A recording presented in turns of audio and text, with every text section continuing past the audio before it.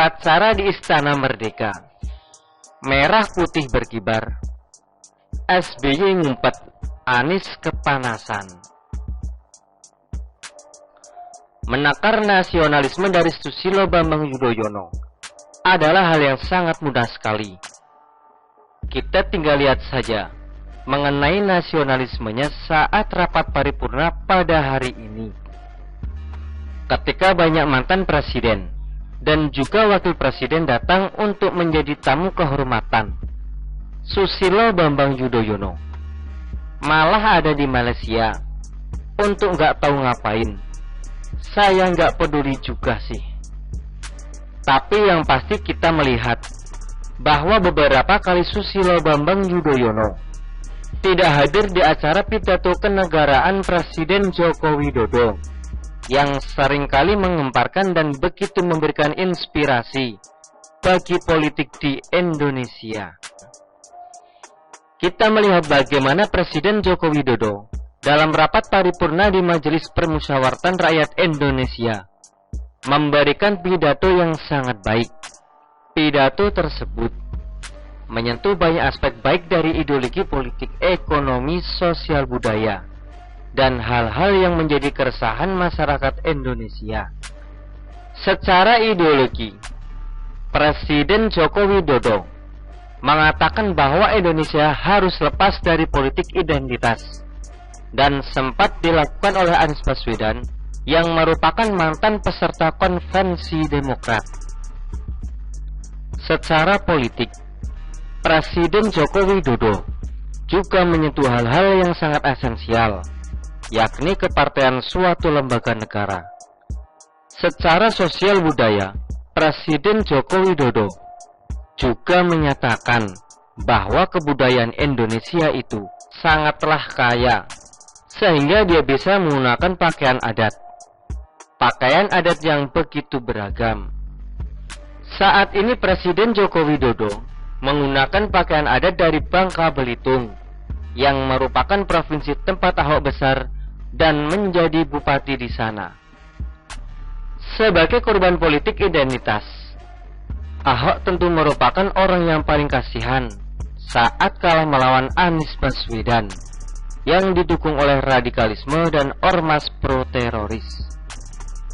Keberadaan Presiden Joko Widodo dalam dukungannya kepada Ahok tidak bisa dilihat dan dilakukan secara langsung, karena Presiden Joko Widodo sendiri paham bahwa proses hukum tidak boleh ia intervensi sama sekali.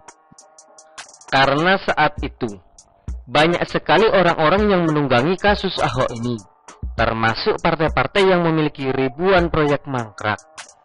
Dan saat itu Presiden Joko Widodo tidak boleh sembarangan bergerak, dan dia menunggu waktu untuk menghancurkan segala radikalisme dan potensi-potensi teroris yang terjadi.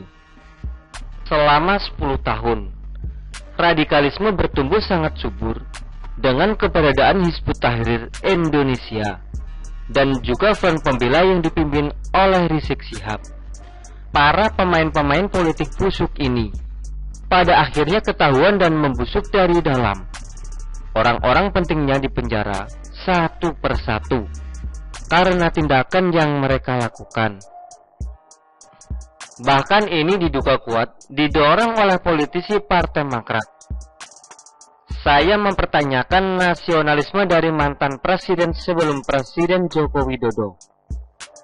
Seharusnya sebagai mantan presiden, dia bisa memberikan teladan bahwa pada tanggal 17 Agustus 1945 ataupun dalam waktu-waktu di bulan kemerdekaan ini, mereka nggak usah pergi ke luar negeri lah, hanya untuk menjadi contoh dan skokes bagi masyarakat Indonesia untuk mencintai negaranya.